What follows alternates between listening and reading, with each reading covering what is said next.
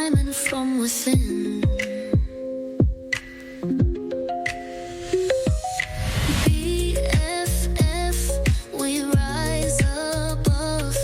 Stronger together, we shine with love. Faith unshaken, hearts on fire. Fearless souls, we're reaching high. Hello, everyone, and welcome back to the BFF Empowerment Podcast. I am your host, Blaque Diamond, and with me today, I have the privilege of having a conversation with Miss Caroline. Thank you so much for joining me today. Thanks for having me. Excited to be here. You are so welcome. So let's see. Tell the listeners a little bit about yourself, and then we can go ahead and jump right on in. Yeah, sure. So, I am here to hopefully have a really kind of enriching and also playful conversation about female sexual agency and empowerment. I am a licensed clinician. I have a certification as a sex therapy practitioner. I'm a mom of 3. I'm in a long-term partnership with my husband. So I sort of have the clinical background and education and the experience, as well as just living the reality that I've been writing about. I have a book that hopefully is forthcoming in publication before too long, entitled Sex Begets Sex. And really, it's just about reclaiming for women their own sense of sexual agency and empowerment, and sort of rethinking sex as something that's bad or shameful or wrong, and really something that's for us. But that requires a lot of sort of undoing of a lot of messaging. And so that's the conversation I'm excited to have. Wow. And you know what's the craziest thing? Literally, the day you reached out to me, I was actually just thinking, I was like, I want to have a conversation with someone about sexual wellness and sexual health. And I'm like, all the conversations we have are great that I've had so far. I'm like, but I would love to have someone who was willing to talk about that. And it sure enough, the Yes. same day I had that thought, I checked my email. And there was That's an amazing. email from you. I was like, oh my gosh, she must have been reading Yeah. my mind somehow. It was Well, just like, wow. I hear that so often that people are thinking, oh, I want to have this conversation, or so many people are asking me to have this conversation, but we're not having this conversation. And I think that's just this common theme of this is such a universal question or experience or challenge, yet we don't talk openly about it. So yeah, happy to really just jump right in. Thankfully. Yeah, I think I had one I did last year that was my first and only episode I've done around sexual health, but I'm like, yeah, it's Okay. important as for us as women to be comfortable with that, because me growing Yeah. up, unfortunately for me, I didn't learn about my body and what I liked until I was an adult, because sex was a forbidden word in our household. Like literally, you could not say the word without getting in trouble. So it was very taboo subject, very, even just mentioning. I remember when I was in like 11th grade and I was telling my brothers about this girl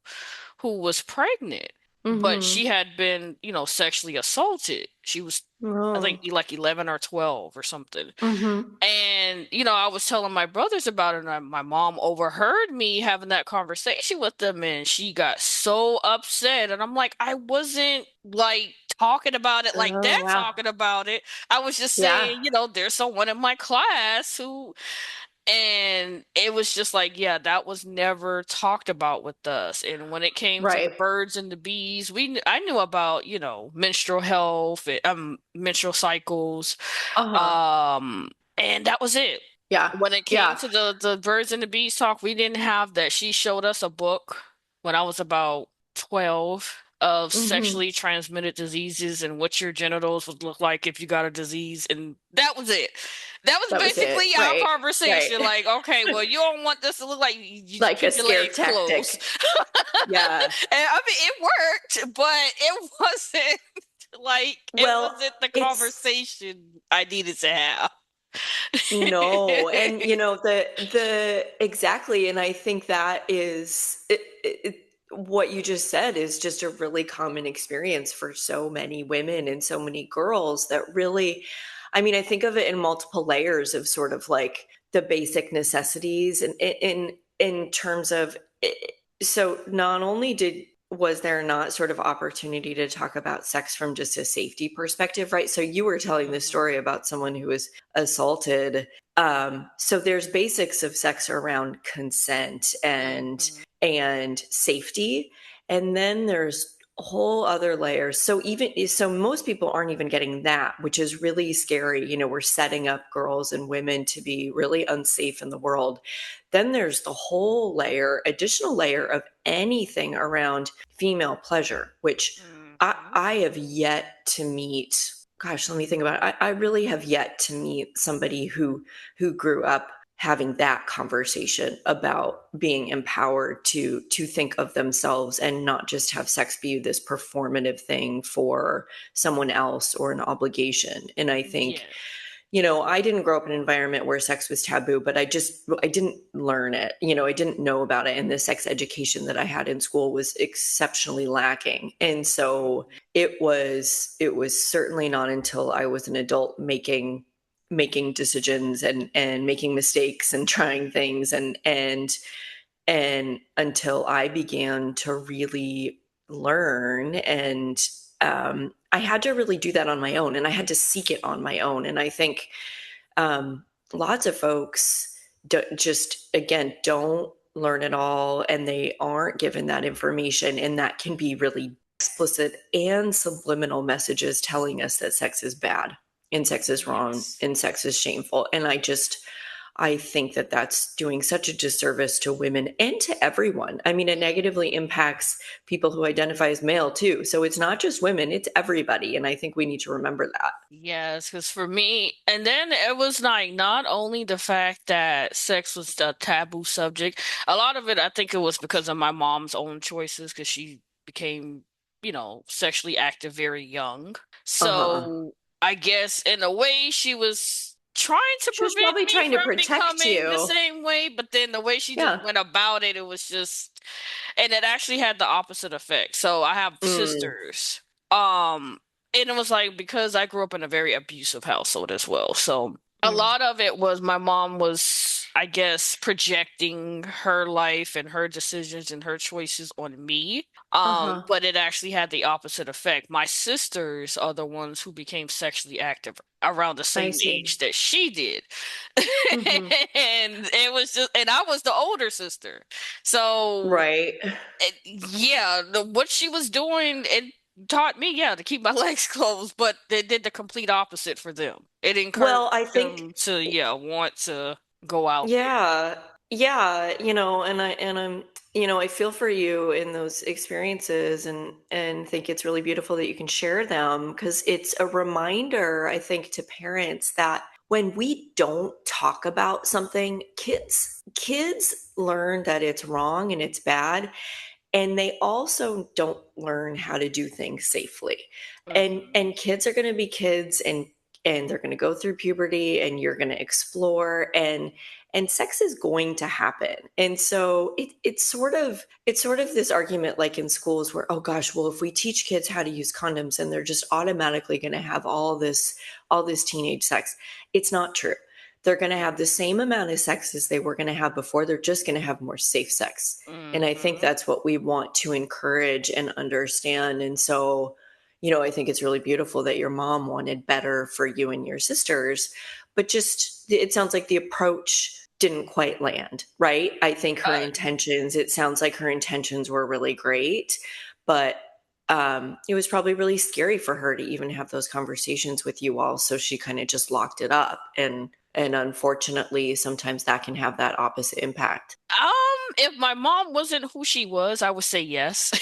But Okay, okay. unfortunately, no, because her doing what she did also led to me actually being sexually abused, and Oh, I see. losing my virginity against my will, um, Oh. to a family member. So, and with her, it was just a lot of her, I guess, the psychological abuse that I went through with her was, saying that I was fast and I was boy crazy and all of these things I that were see. not true. I see. Yeah. And so that led to what happened to me happening to me. And then when I told her about it, basically Hmm. all she said was, "Oh, I knew he was going to do something like that." Right. So Right. it was Oh, just I'm so like sorry to hear that. it yeah, and it really, like, because I was late teens, I guess you would say, because I was 19. Okay. Uh-huh. Uh-huh. But having that experience really, a lot of times people say when you are, sexually abused, sometimes you either become frigid or you Uh-huh. become promiscuous. Mm-hmm. And Mm-hmm. for me, neither happened. Okay. Yeah. I value sexual intimacy. Like, I don't Mm-hmm. just do it with anyone. Like, I have to be emotionally attached or in a relation. Like, it's not something, oh, I tried the whole, friends with benefits thing and all that, and I'm like, Uh-huh. this isn't me. I can't do this. Yeah. Like this, I Right. feel like Right. I'm belittling myself. I can't do this. Mm. So Mm-hmm. it taught me to actually value being physically intimate with someone. And, Yeah. just basically, yeah, it didn't make me frigid. It didn't make me Mm-hmm. promiscuous. It just made me Mm-hmm. very conscious about who I gave my Yeah. body to. Well, and I think, I mean, that shows so much strength in in such a sort of wonderful response that you were able to take this really, really tragic experience and say, okay, so I'm not going to let this happen to me again. And this is Hmm. this thing that I'm going to make sure I'm in charge of, to make sure that I'm I'm comfortable, I'm safe, I'm happy, this is happening on my terms. Hmm. um and taking that power back, which I do think, as you said, I think a lot of people who have had sexual abuse in their past, it can really damage their ability to appreciate sex, to Hmm. find it as something that's for themselves. um and it can really further sort of shame that relationship they have with their own desire. And I think that's where, again, the more we can talk about safety, the more we can talk about consent, the more we can talk openly about this thing that we are human beings, we're animals, this is a universal thing. But if we don't Hmm. talk about it and we don't educate from early on, then we're setting people up, unfortunately, to have these really negative experiences with sex. And it doesn't have to be this negative experience, it can be this really connective opportunity. But this way of sort of keeping it quiet and hush hush, particularly when it comes to conversations with girls, it's Yes. it's so unfortunate. And again, I'm just so sorry to hear that you had that experience. And I think it's beautiful how you've been able to kind of understand it and move forward. Yeah, because in the beginning, yes, I was very, I guess, traumatized. Hmm. But once I decided that I wanted to, because like I said, I knew nothing about. I literally had no idea what the heck. What is it called? Gosh, hold on, my mind just went blank. What a like, I knew nothing about pap smears. I knew nothing Right. about, yeast infection. That's what it was. Like, when I had Yeah. my Okay. first yeast infection, like, I panicked. Like, I thought I had a sexually transmitted disease because I had Sure. never, Sure. even at 19 years Yeah. old, 20 years old, never Hmm. heard of it. And I had to learn. And I was so embarrassed when I went to the Uh-huh. doctor. She was just like, "Oh, it's just a yeast." It was just like so Yeah. matter of fact, like, "Oh, it's no big deal." But to me, I'm like, Right.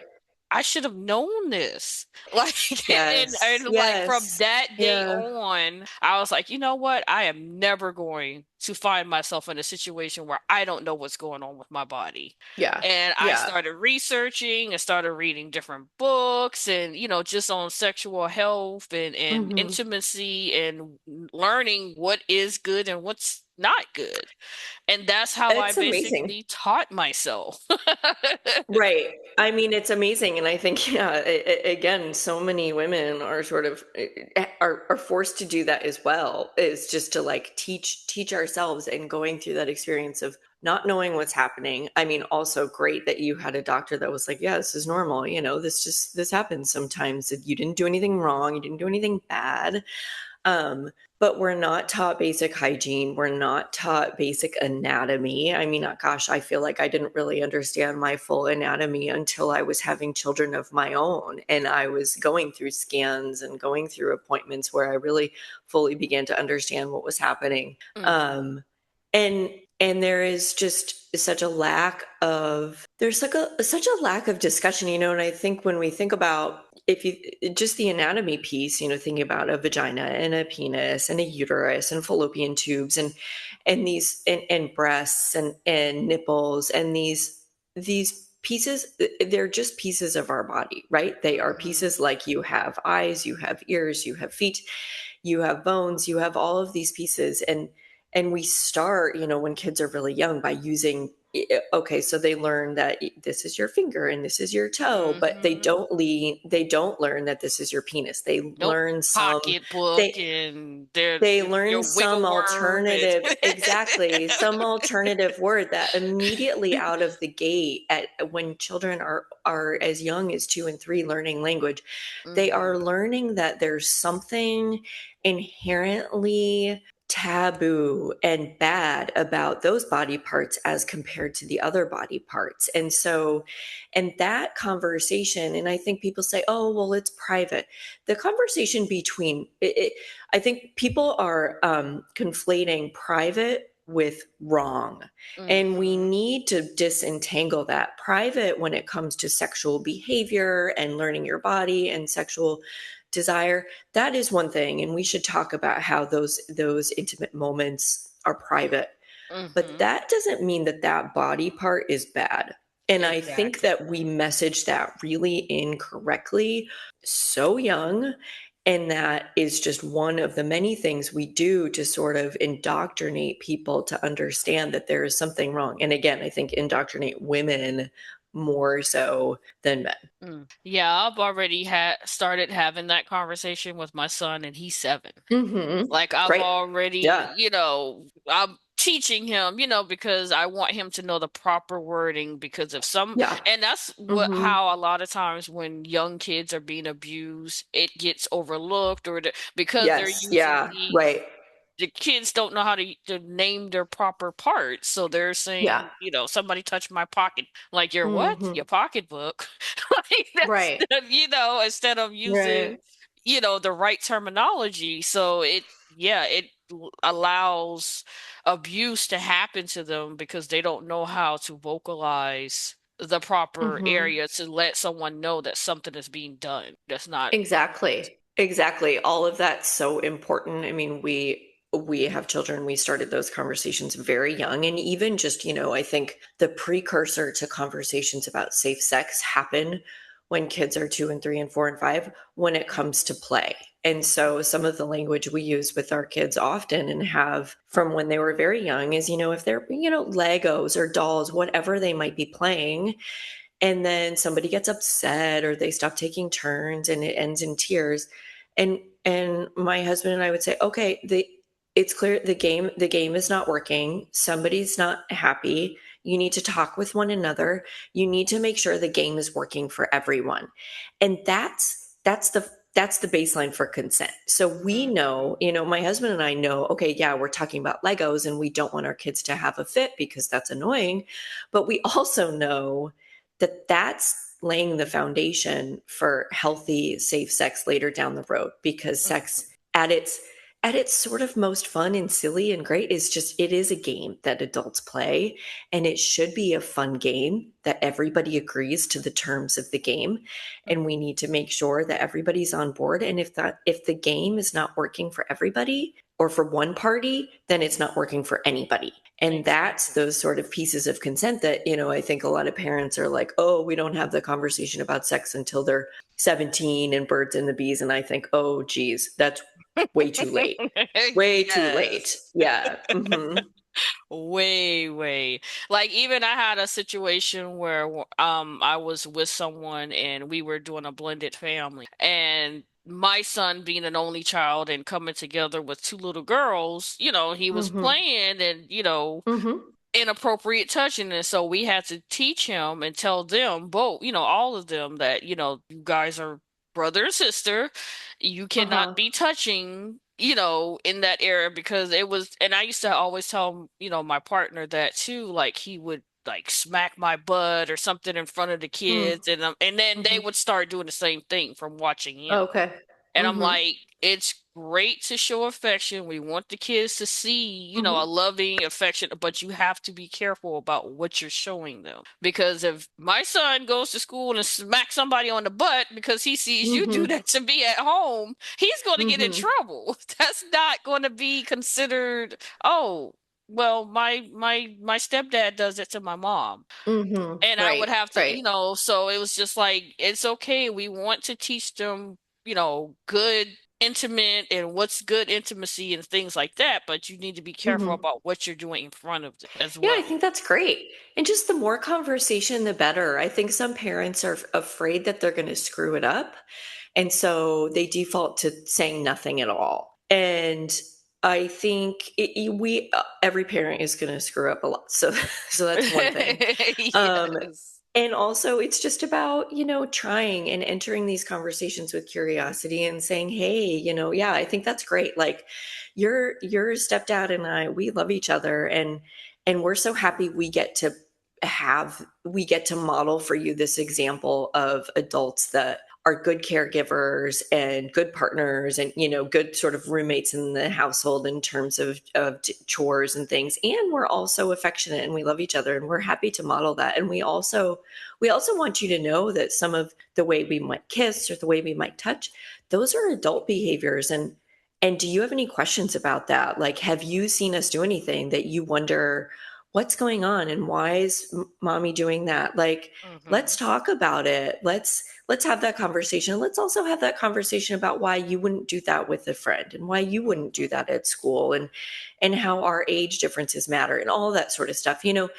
All of these things, I think, are jumping off points where instead of parents sitting down and saying, you have to do this or don't do this, it's just, hey, have you noticed, dad and I doing this thing? What do you think about it? Like, do you have any Hmm. questions about it? And invite them into a conversation, and kids will tell you how much they're able to handle.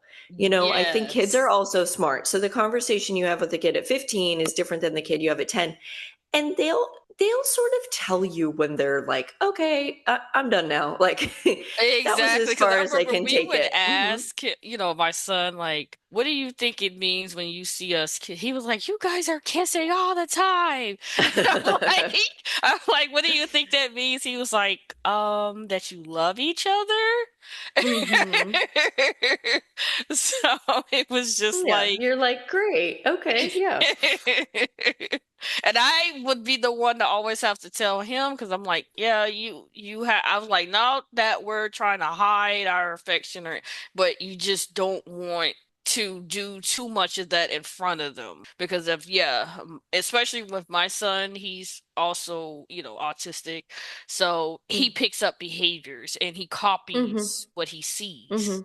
Mhm. And you don't want him picking up that type of behavior and taking that to school, or even with the girls. They're not his biological sisters, but they're Mhm. girls at the end of the day. And he doesn't Mhm. see, that as inappropriate. He just sees, oh, they're a girl, I'm a boy. Mhm. And so we Mhm. have to have that, conversation with him and with them to let them know, like, it's not appropriate to do anything that you see on TV or with us or any Mhm. of that. You Mhm. got to keep Mhm. your hands to yourself. Mhm. Yeah, and every kid is different, and I think it recognizing, okay, what level of understanding they're going to have, and I think the big picture there is again, okay, so how do you lay a foundation of of communication around sex and safety and desire that says there's nothing wrong with this. This is a beautiful human thing. Everyone, with a minor exception, everyone engages in these activities. It's very normal. It can be very wonderful part of life. And also there's things about it that are private that, are for certain ages. So it's a nuanced conversation. And I think that's what people struggle with, because Mm. I think it's important to say, yes, this is a wonderful part of being a human being. Embrace it. And there's some structure around it and there's some guidelines around it. And so I think some people just sort of default to, well, because there's structure and guidelines, it's just completely a no. It's not a conversation we have at all. And then that instills that shame. So it's really this balance of saying, this is wonderful, this is amazing. And there's like pieces of it that aren't appropriate for certain ages or places or things like that. And both of those things are true. Both are true at the same time. Yes, definitely. Yeah, I remember when I was on my journey with learning, more about the body. I remember one of the books that I actually was reading because at first I used to think something was wrong with me. I thought Mm-hmm. maybe psychologically I had some type Mm-hmm. of block or something dealing with, the trauma of sexual abuse and stuff. So I Sure. was researching like, is this normal? Like, am I Mm-hmm. supposed to feel like this? Is Mm-hmm. something wrong with me because I'm not feeling so I wanted to Sure. find out like is this a normal thing? And I remember one of the books that I read was called She Comes First. Yeah. Can't Mm-hmm. remember who it was by. I can't think of his name right now. Yeah, it's a classic. Yes, and I'm Yeah. like, Mm-hmm. oh, so that's when I kind of started learning more about the body, a woman's body, Mm-hmm. and sex and intimacy. I'm like, okay, so this is normal. Yeah.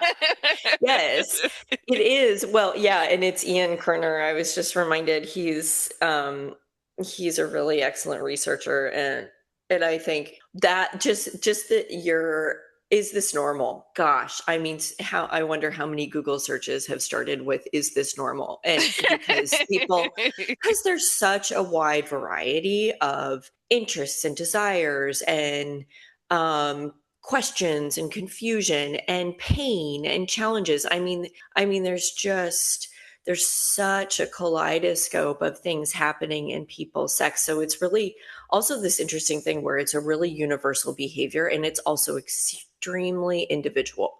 Our Mhm. what we like, dislike, what we all of that. And so I think the is this normal is a question that so many people have had along the way because again because things aren't really discussed and often the answer is oh yeah this is normal like Mhm. Mhm. somebody else has this thing, this interest, this pain, this hang up, this whatever. Usually the answer is yes, it's normal. Yes, definitely. It definitely led me down my journey of exploring and finding out what I liked. And it did definitely change my mindset because when I did Mm. become, active on my own accord, Uh-huh. I always had the mindset of, well, if I don't know what I enjoy, how can I tell a man how Yeah, to right. satisfy me if I don't know myself what I like? Yes. Yes. That is such an interesting, I'm always a little baffled. I mean, and this like, well, if we just have really good chemistry, if we're like meant to be, then it It'll will just all happen. just work.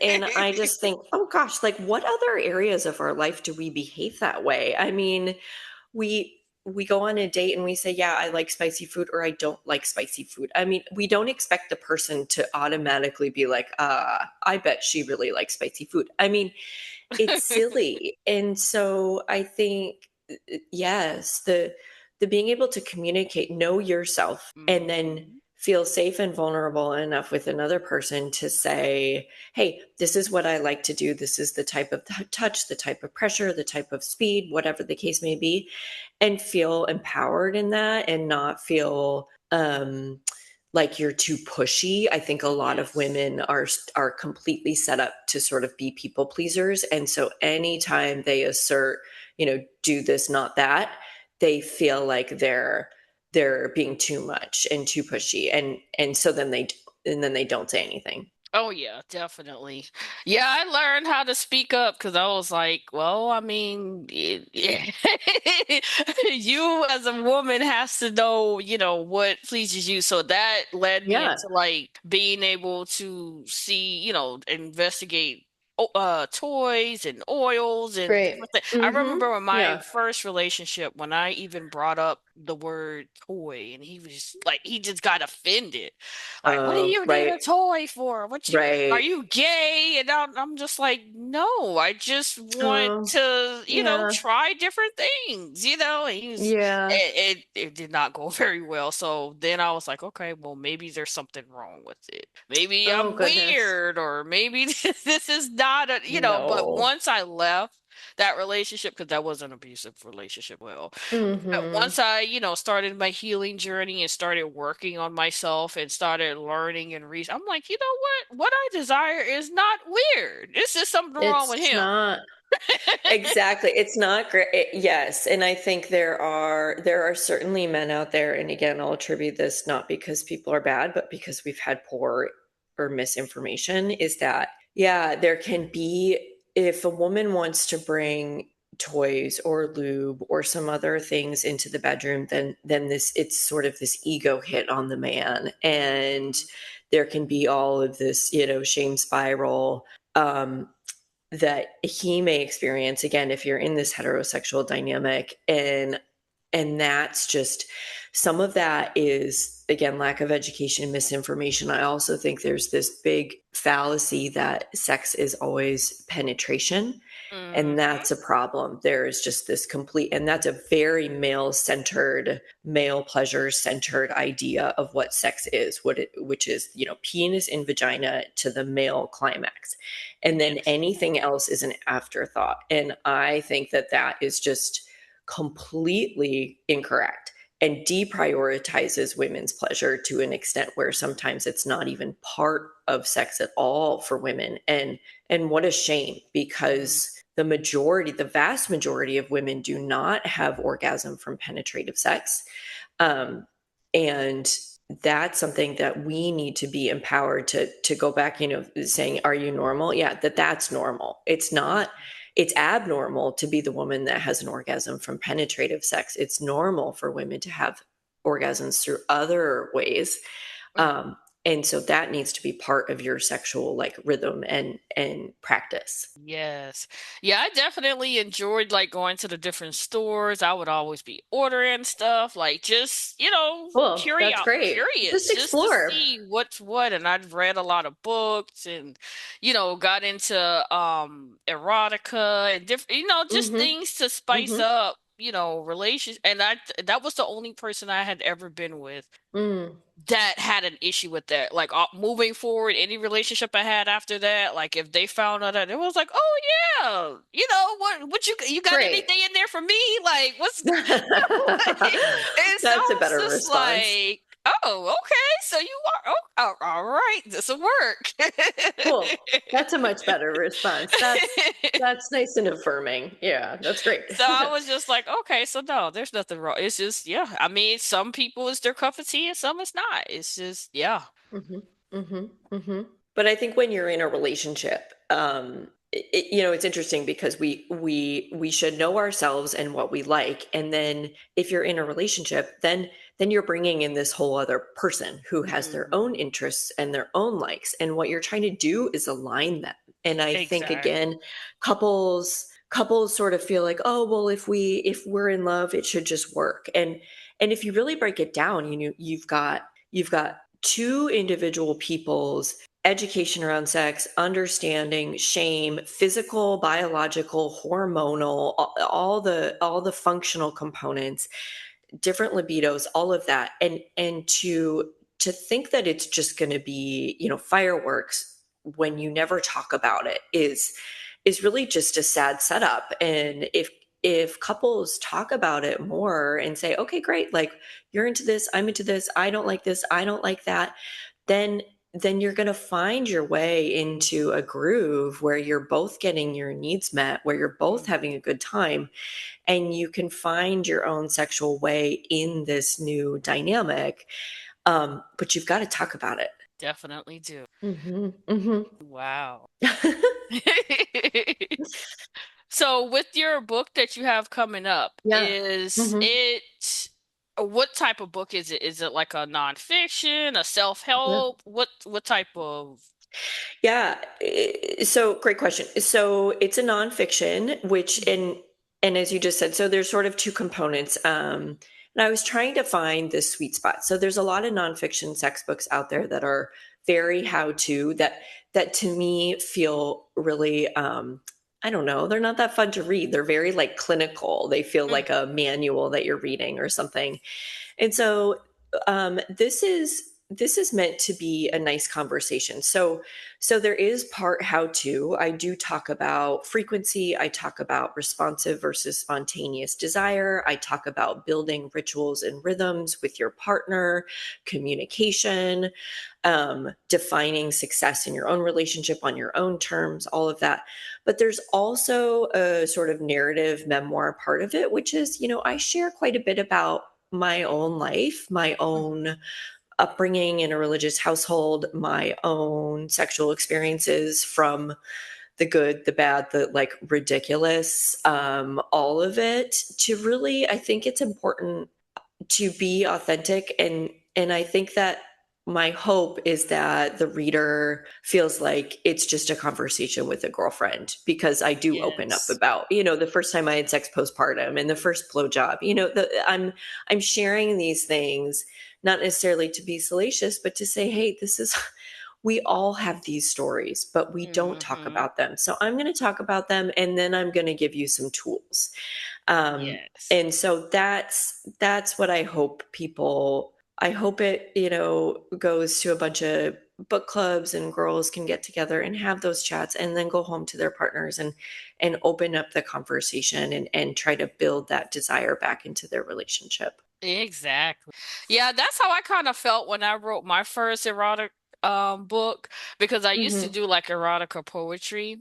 And then I Uh-huh. don't know, I had a challenge. I did a challenge for myself. I was like, you know what? I wonder if I can take one of my poems and make it into a story. Oh Because yeah. when you do Mm-hmm. like, the porns and stuff, there's always like a storyline and all this. I was like, okay, I'm Mm-hmm. going to try to see if I can do this. And I ended up doing a whole book, Wow. all stemming from a poem, and it was kind of based off of the whole taboo boss and secretary type of Okay. atmosphere. Sure. That dynamic. Yeah. Yeah. Yeah. So I did, because my poem was called Office Romance, Okay. and I turned it into a story, and I guess like because people were just used to me writing other stuff, because I've published like 15 books to date, and so that was my Nice. first erotic Mm-hmm. book. And like Mm-hmm. people that knew me, and I guess after they read it, they was like, "Oh, I'll never look at you the same," and I'm like, "Huh?" What? Like, first of all, I'm grown, just like anybody Yeah, else. exactly. Like this is allowed. This is just fine. Right. I'm like, who said I was angelic? I don't understand that. I mean, I know I'm sweet and soft spoken and all of that, but I mean, I'm a human at the end of the day. So Yeah. yeah, it's okay for me to have desires, and yeah, I kind of put my desires through my characters. But Yeah, good for you. Well, and that's so common. Oh, well, you're a mom, so you can't be, also sexual. yeah. People have these archetypes that they build up that like, well, if you're this one thing, then you can't also no. And you're like, yep, I get to be all of these things. That's Yes. that's a big piece. You get to be all of these pieces, and none of them are bad or wrong. Yes, definitely. I was just like, what? Who said? Yeah. They were like, I mean, they literally were upset. It was like, oh, I'll never be able to look at you the same. And I'm like, Oh. are you serious? Okay. Well, then they're not. Then they're not. For you. That's what I I think. was like, oh my goodness. It was like, coworkers and, people that I knew, and they were like, I can't believe you wrote that. Like, Mm-hmm. and I was like, yeah, I'm an author, I'm a poet. Right. Like, I write Right. in different genres. So, I mean, yes, Mm-hmm. I do children's literature, but yes, I also do adult titles as well.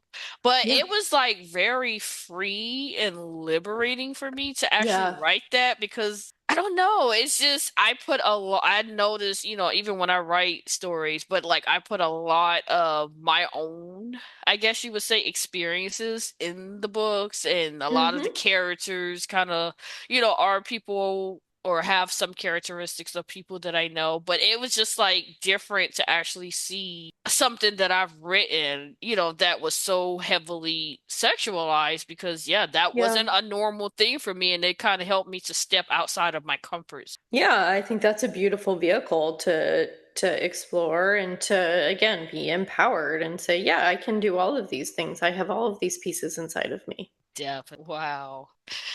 All right. Is there anything else you would like to add? Any websites, links, anything you would like to leave listeners with? Yeah, sure. So I'm always inviting people to reach out. I get questions and people just saying, "Oh, I have this thing going on. Please, more the merrier. Feel free to reach out and ask a question." Um, you can find me sort of in all the places. I'm at Desire in Real Life. So website is desireinreallife.com. On Instagram, you'll also find at Desire in Real Life. I have a Substack at the same handle. So it's Caroline at Desire in Real Life. Yeah, and just reach out. I think the more we can be in conversation about this, the better we all are. Yes. I think you should start a group, like a Facebook Oh, group. yeah? Yeah, like, I could guarantee you probably have a bunch of women in there. Yeah, I know. People just need a venue for these Yeah, chats. They they just really need do. somewhere where they can feel like they can vent, just Yes. they can just talk about stuff they may not feel comfortable talking to their girlfriends about. But if they can Yeah. just talk to a complete stranger or get advice for something that somebody, I think that would be pretty cool. Yeah. Yeah. All right. Well, I'll think about it. But you can always come to my socials and come to my website and start those conversations. Happy to build from there. Definitely. All right. Well, we have come to my favorite part of the show where we play What Is She Thinking? I Oh will give gosh. you Okay. 5 random phrases. You'll tell me the Hmm. first thing that comes to your mind. Don't have to think too hard about it. Just something Okay. fun to get to know you after a great conversation. Great. What is she thinking? What are her thoughts? Quick, fast, no blinking. What do you got? All right. So your first one is going to be sex is Empowering. empowering. I love it. All right. You don't know me if you don't know. Oh wow. That I'm a mom. Okay. All right. Next one is my mind went. Let's see. Cherries belong on Oh, Sundays. Sundays. Okay. Next one is going to be you can't go to the beach without. You don't need anything. You just need a suit. That's all you need. Maybe sunscreen. I do have to say sunscreen. And your last one is going to be I'm a woman because. Oh, because I'm so many things. I'm a Yeah, mom, I'm a sister, I'm a wife, I'm a sexual being, I'm all of those things. I think that's what makes me a definitely. woman. All right. I love it. Yeah, thank you. So fun. You are so welcome, and thank you everyone for listening. Don't forget to follow the podcast on all major podcasting platforms. You can also follow us on social media. We are BFF Empowerment Podcast on Facebook, Instagram, TikTok, YouTube, and Threads. You can also visit the website at bffempowermentpodcast.com to keep up to date with the latest and greatest on the podcast and also check out the blog. If you would like to be a Women on the Rise Spotlight guest, be sure to send an interest email to bffempowerment@gmail.com. If you enjoyed this episode, be sure to leave a review or rating on your favorite podcast platform of choice to help others discover their next favorite women's empowerment podcast. And until next time, guys, thank you so much for listening. Bye.